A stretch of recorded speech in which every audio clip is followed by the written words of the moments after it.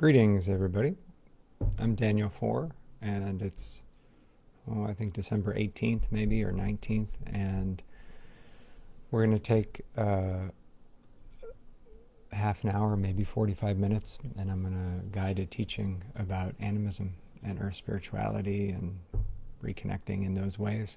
I assume the video and sound is within range. I don't love Facebook as a platform, but I assume I'm coming through clear enough. So with that, I want to real briefly just situate myself by saying that I am of early English, German, a little bit Irish, a settler-colonialist ancestry to North America, and live now in Western North Carolina with my family on traditional Cherokee lands, and a doctor of psychology and a student of ritual and religion and a lot of other things. And there's more information on my background on the website if that's of interest. But I like when I begin a teaching to offer a prayer. So I'm going to do that.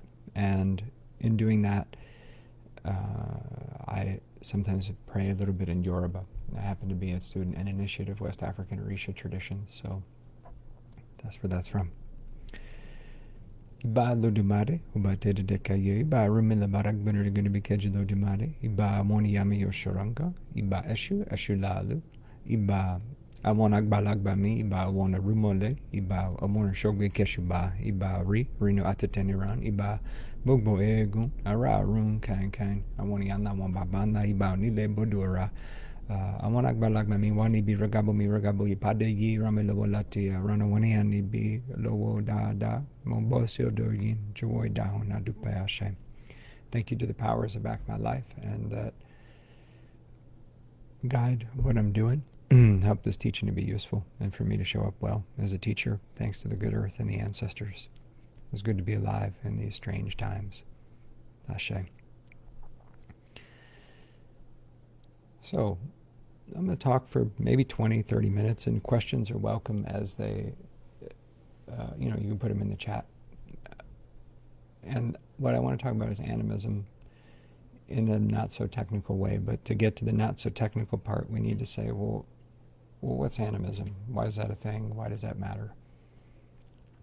It's not something I grew up with as a concept, but the language around that comes to me in a useful way through the scholarship of Graham Harvey, who's a British scholar of religion and especially earth-honoring systems, both indigenous and other than indigenous. And as someone who's certainly not indigenous myself by any kind of recent ancestry, it landed for me as a way of talking and thinking about a relational frame of being with the rest of life that's really accessible and culturally honest. And so the way Graham talks about that is something to the effect of animists recognize that living human people are just one kind of person in a much wider field or web or network of relationships.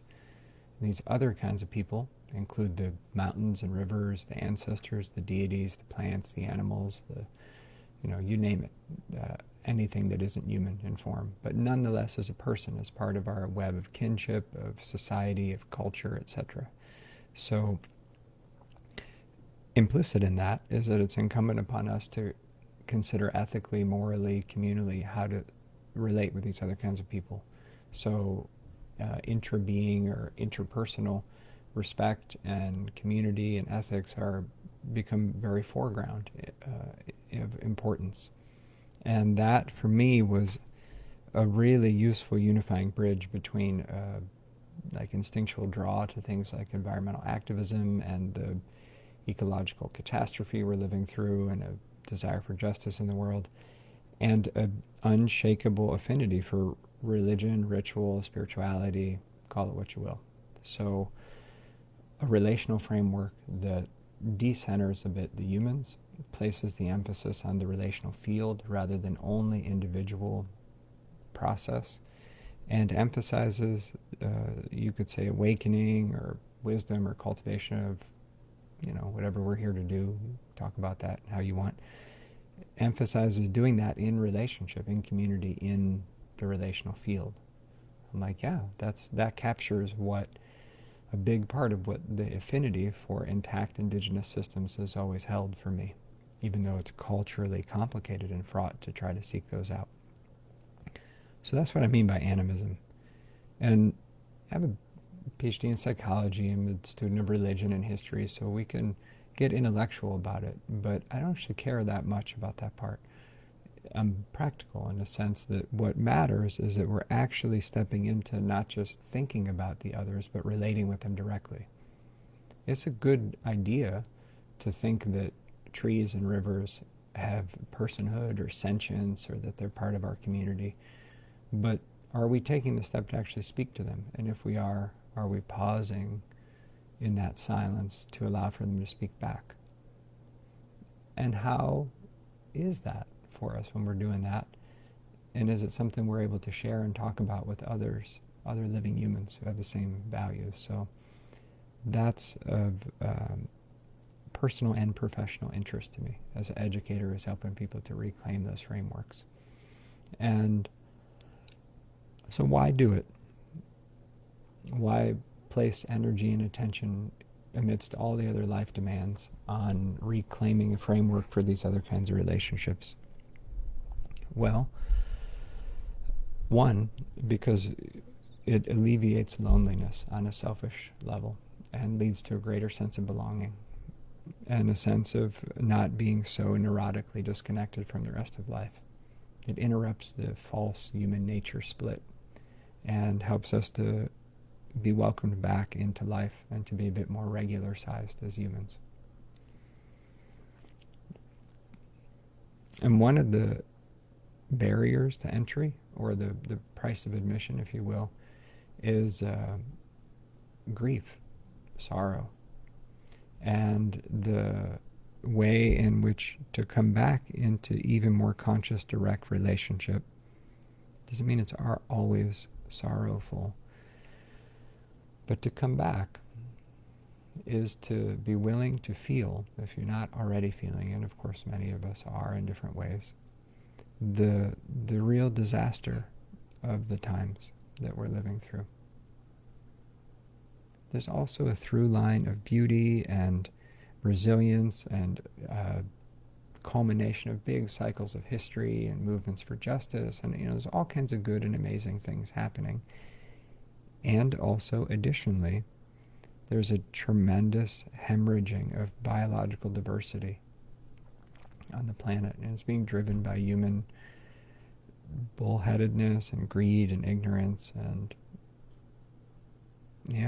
and from that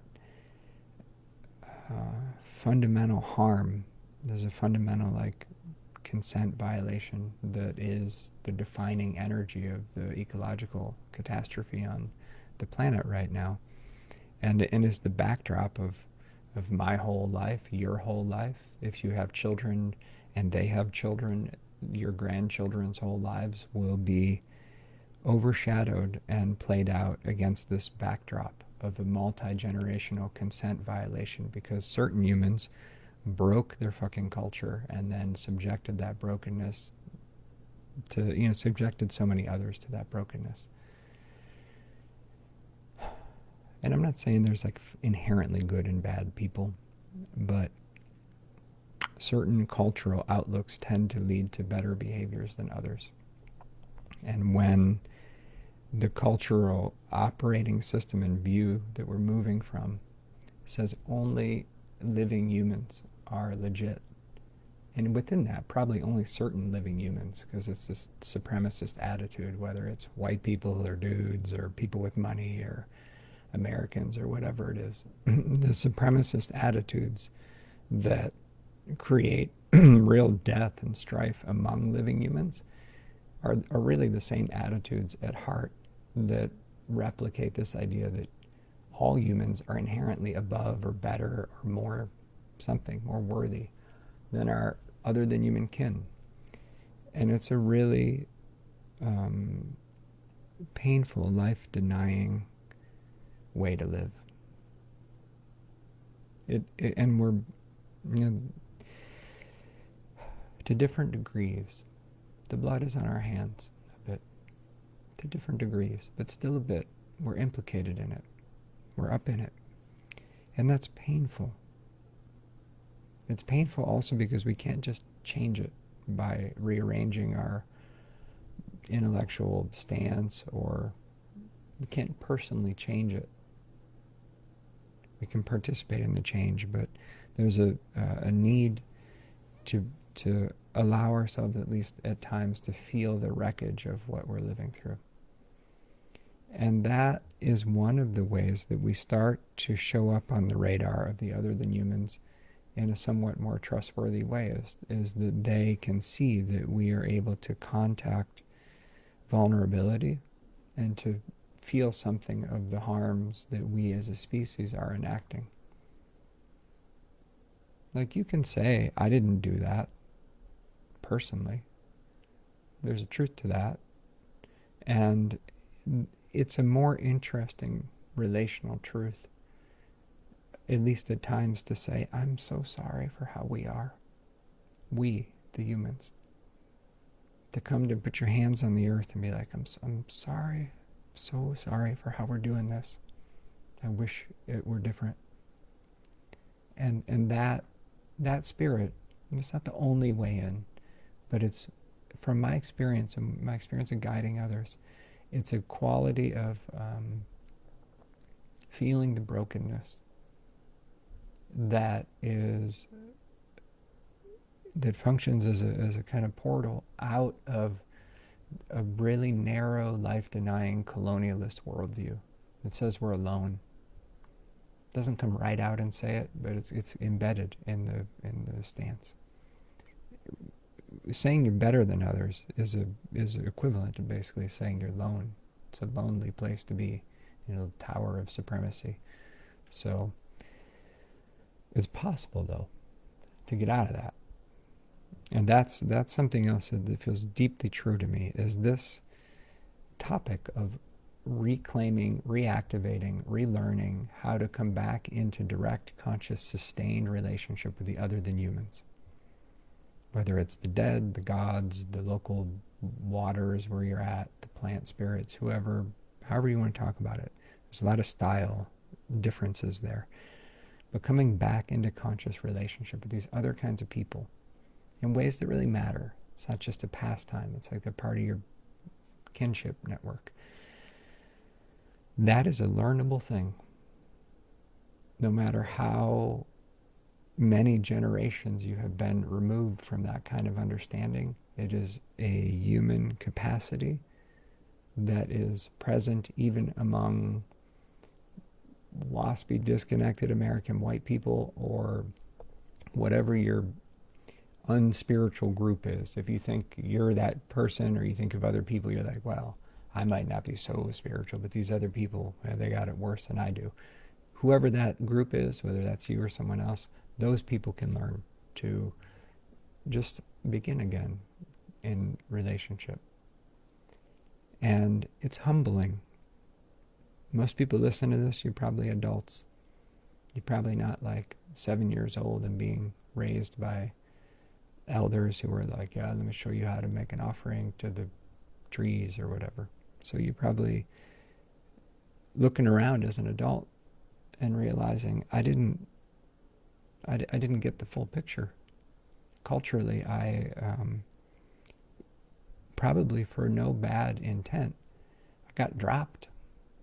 And there's a way in which the dominant culture, as it comes through the specific people who raised you, not presuming what anyone's story is listening, but for a lot of people it might resonate. Certainly true in my case. They through no bad intent, will fail us by failing to affirm the even existence of this massive community of complexity and beauty and danger and all kinds of things that we're embedded in. And so you end up as an adult saying, well, damn, like I could just double down on that stance. No one's going to force me to engage. Or I could recognize part of my world map is incomplete. And I actually don't want to carry on with this erasure and ignoring of a major aspect of reality in life that I'm surrounded by. So we step into a learning process. It's learnable.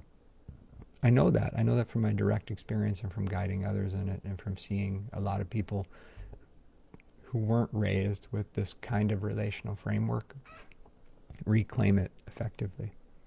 And with humility and like in a chilled out, not I'm so spiritual way. Just like a down-to-earth relatedness that allows them to hang out around other people who had it the whole time and didn't break their culture. So it's learnable. I find that a strong suit of a lot of the people that I interact with in, whether it's the US and Canada, parts of Europe, South Africa, Australia, wherever it might be. I mean, not only those places, but those are some of the places where a lot of the people that engage in the online courses or the ancestral healing work come from.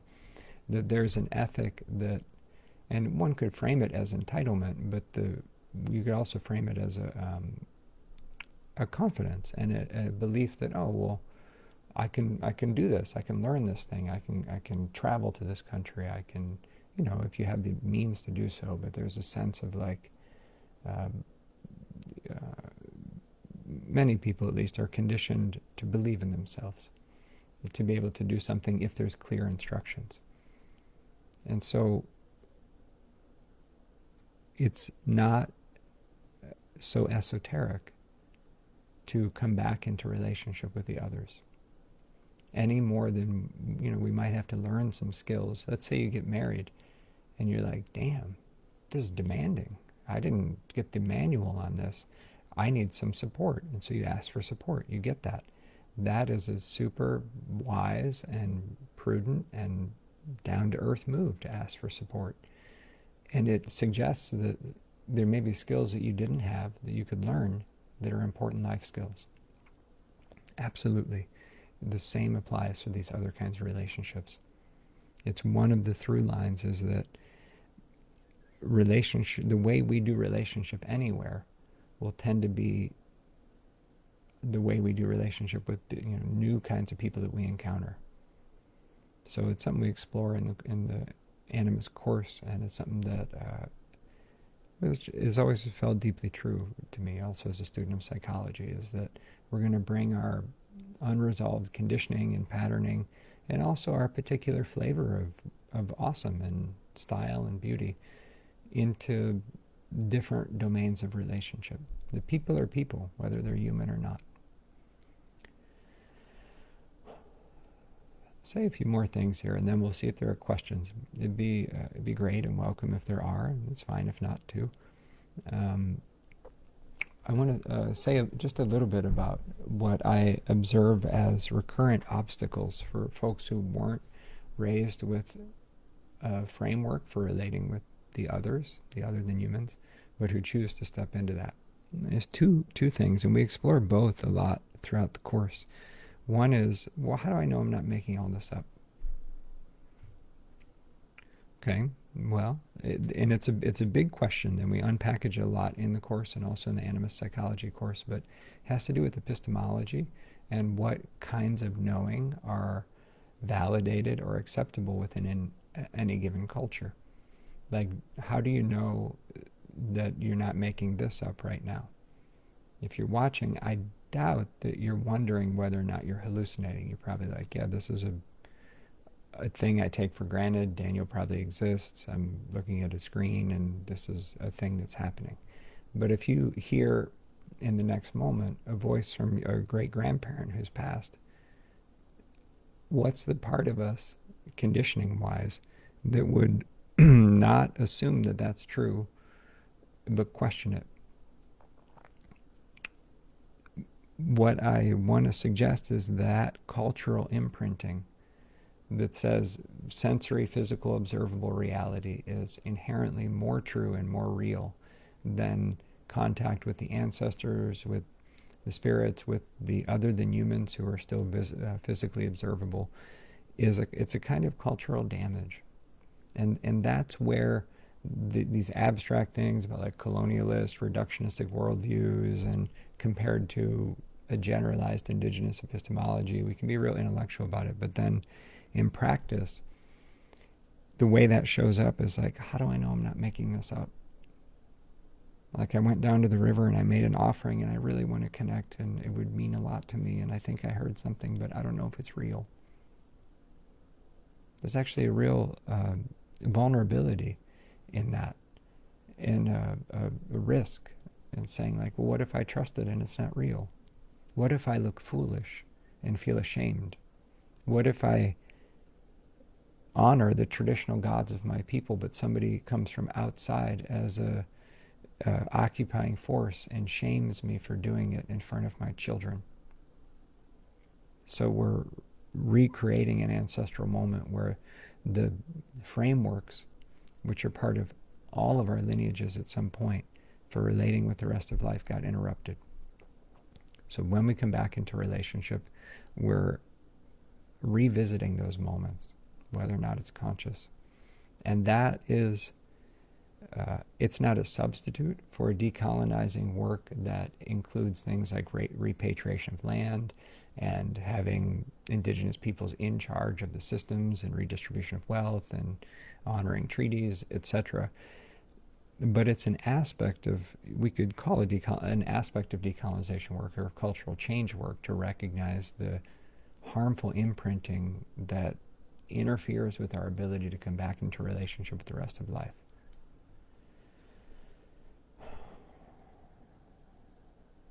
So it's possible to bring attention to the question of, well, how do I know this is real?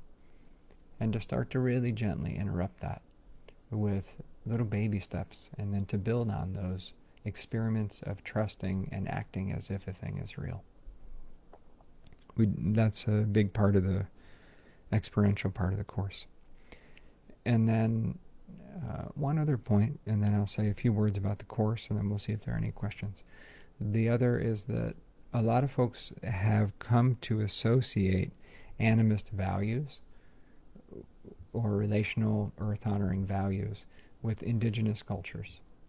And that's very understandable. The 5% of humans on the earth that qualify, I think is about 350, maybe 400 million people, would legally, by the United Nations definitions, which are probably 40 years old, qualify as an indigenous person. Like, I'm not an indigenous person. I'm not teaching indigenous spirituality per se. And even my involvement in Yoruba traditions, Yoruba culture is not legally an indigenous culture in southwest Nigeria.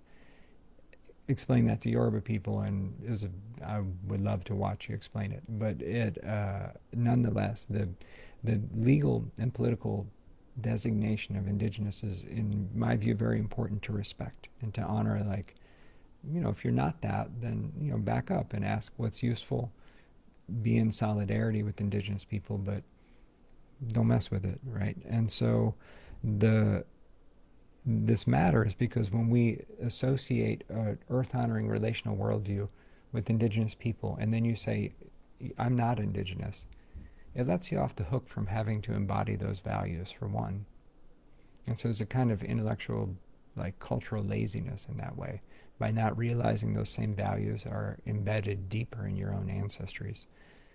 Two, you put an undue burden of idealization on indigenous peoples, assuming you're into earth-honoring stuff, by asking them to carry this kind of spiritual ideal when they're just people. And it delays the reckoning with coming back into relationship by saying animist values are inherently only indigenous. And the way it shows up, like in the course and the people that have guided through this particular course in the past, is, do I have permission to do this? Is it okay for me to relate with the trees and the birds? Isn't that cultural appropriation? No, it's not inherently a cultural appropriation. If you're taking a specific indigenous language or framework without being in relationship or having protocols of respect with any given culture that you're borrowing from, sure, that can get into different kinds of cultural disrespect. But just coming back into relationship with life is not an indicator of cultural appropriation. And to the contrary, I view it as incumbent upon the 95% of humans who are not legally and politically indigenous to swiftly and deeply come back into relationship with the rest of life, spend some time crying our faces off about how much wreckage has been enacted, and do better and do right by the indigenous peoples of the world, but also own the problem and own the need to shift systems and culture on all levels in solidarity with indigenous people. And of course, there's a tremendous amount of overlap where it's not like a stark, these people are indigenous, these people are not, in a lot of cases. But so my point with that is that it does matter that we reckon with our ancestral position, how our specific bloodlines and lineages got disconnected from earth-honoring values, if they did, not assuming they automatically, that any given person's ancestors did. I know mine certainly did.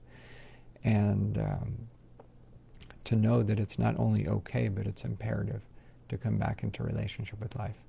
Because the cultural good sense and the cultural, the ability to participate in cultural healing will be enhanced when we have the backing of and we're moving in harmony with the land and with the imperatives from our own ancestors. So, let me say that. I see there's one question that's come through. I'll say a few things about the course and then we'll see if there are other questions. The Practical Animism course begins in early January, and we've run it a number of times, and we have the structure quite refined, which I feel good about. The format is basically that there are 14 lessons that are pre-recorded, and in addition to those, there are live calls that go with each.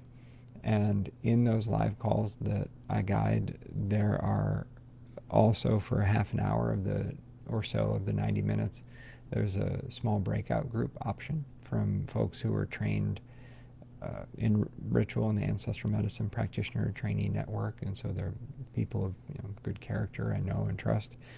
They're holding a space for more small group encounter, and that's a Q&A space that I'm guiding, basically, in a space for people to share. And in addition to that weekly 90-minute optional call that gets recorded, we have a call that's Australia and East Asia, South Asia specific with respect to time zone, to make sure that folks in that part of the world are not feeling dropped.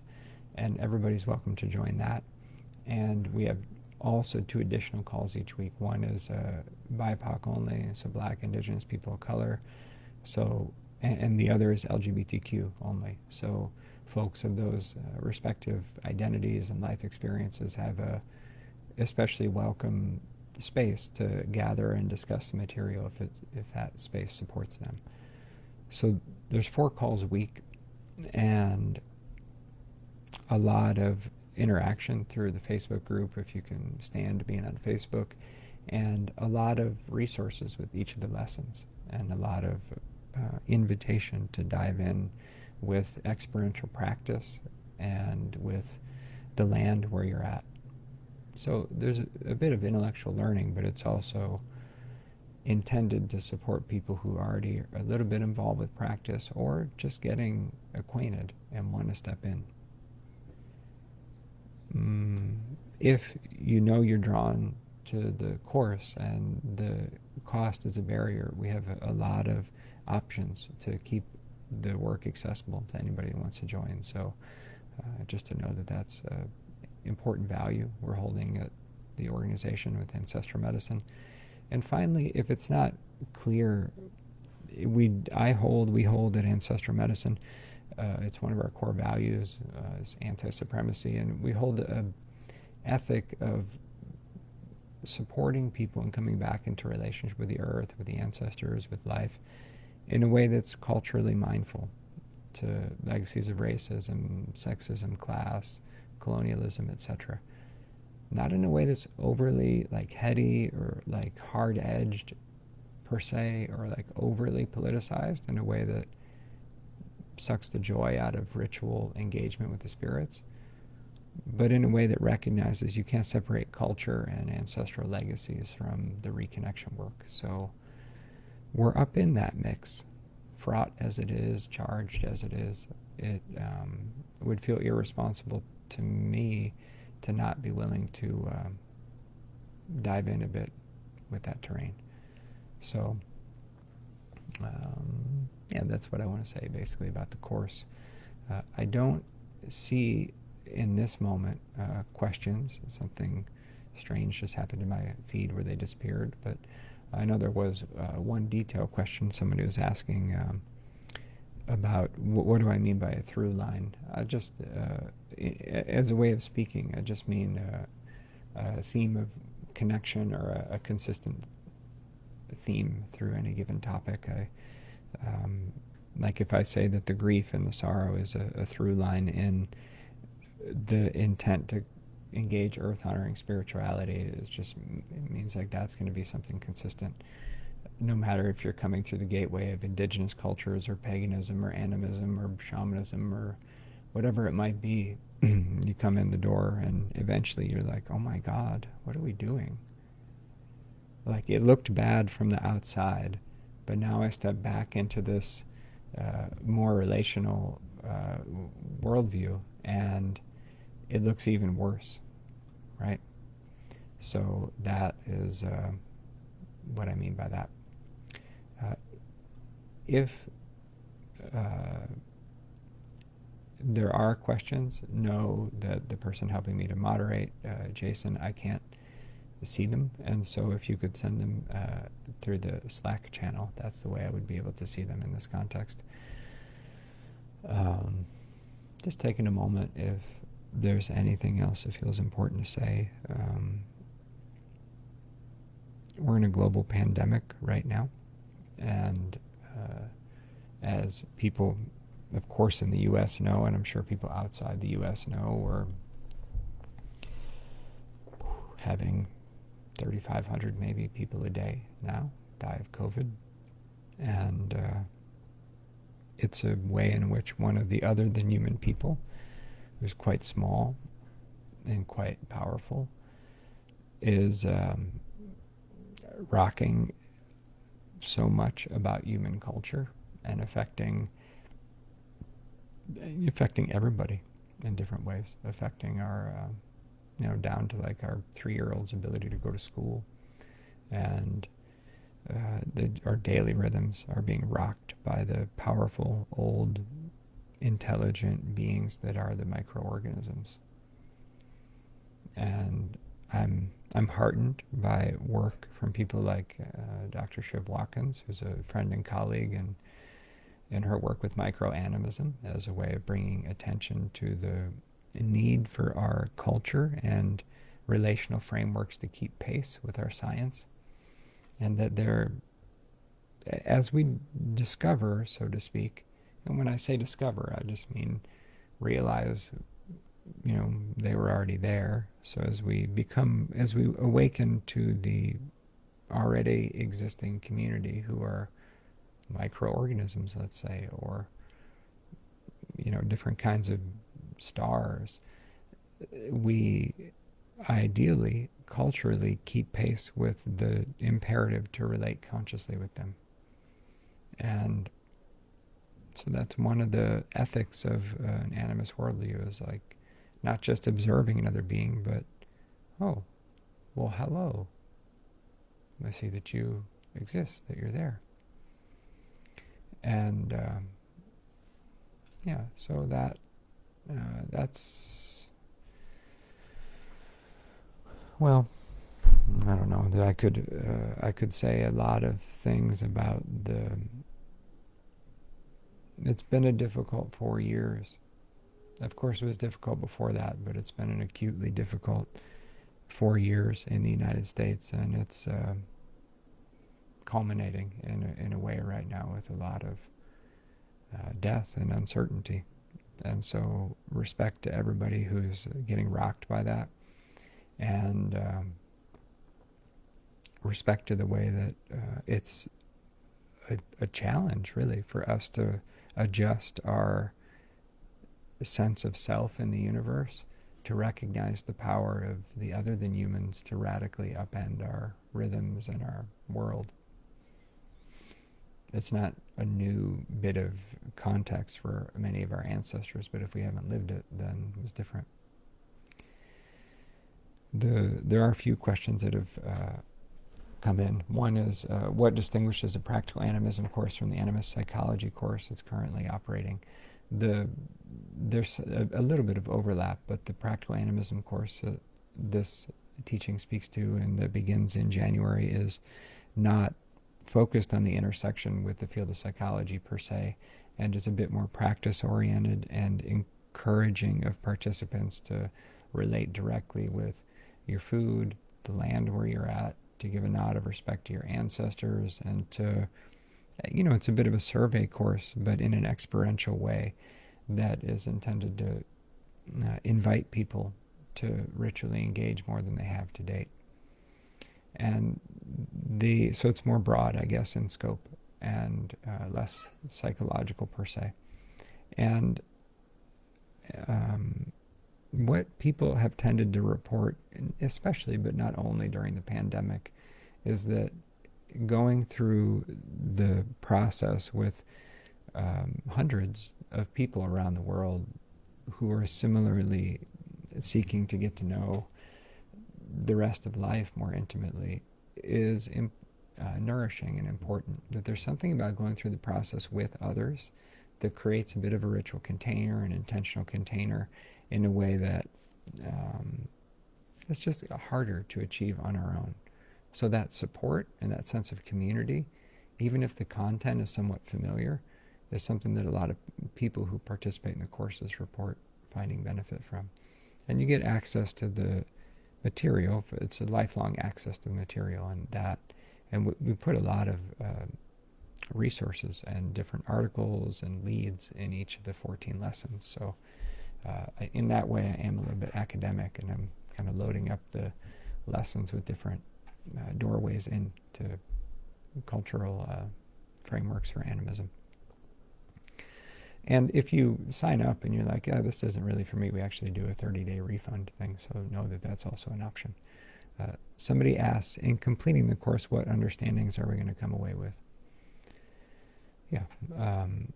It depends how much you lean in and what you get out of it, but I would say that the intentions include, as a participant, if you don't already, feeling really empowered through being intellectually equipped, but also experientially knowing how to step in, feeling empowered to relate even more directly with the other than humans where you're at.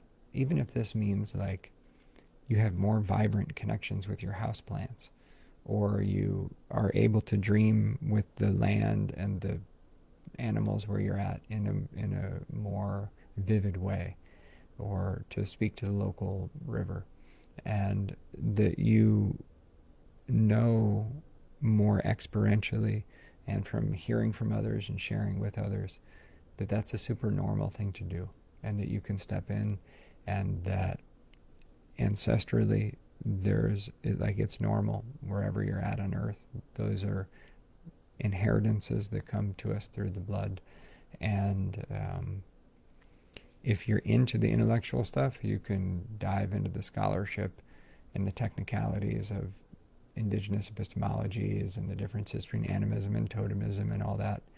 The intellectual stuff is there in the resources through the course, but I don't emphasize it tremendously because it's a little bit elitist and nerdy or something. But the live calls where we get into people's questions can be really useful for people's learning as well. And we have a big archive of past questions that comes with registration. And I say it can be useful because people will ask questions you never would have thought of. And if you have questions, I'm committed as a teacher to responding to all the questions that people bring. So there's a lot of Q&A that happens. And that ends up being a kind of lively and connective space.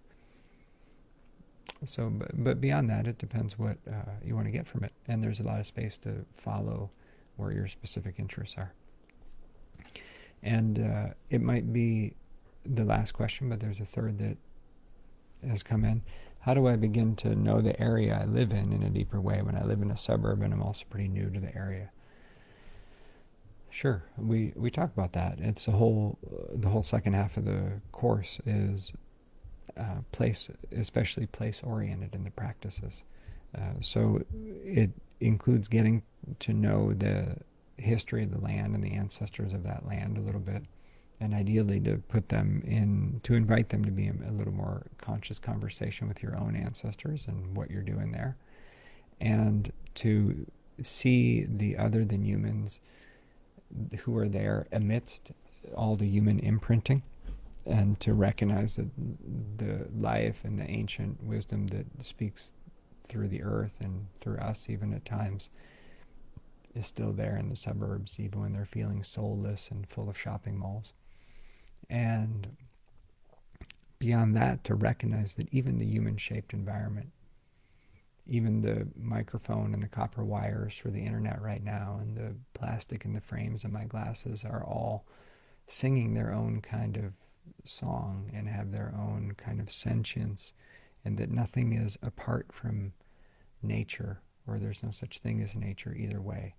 So the human nature split is a problematic, illusory split that causes us to think of the suburbs as less spiritual than wilderness.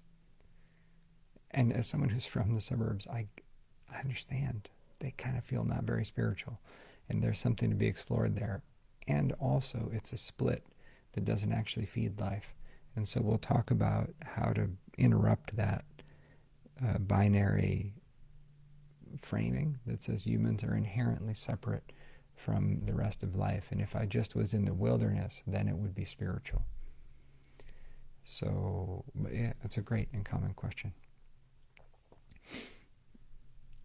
Why don't we finish up here? The website, I imagine folks know, is ancestralmedicine.org, and if you have questions about the course, just reach out. We really have a great team of supporters. I want to underscore that. The practitioners and trainees in the Ancestral Medicine Network are, there's folks from 8 countries, and they just really do an awesome job resourcing and bringing their unique wisdom and perspectives to the course. So know that you'll be in good hands if you step in, and I appreciate you all for your engagement and time, and yeah, thank you so much. Take care.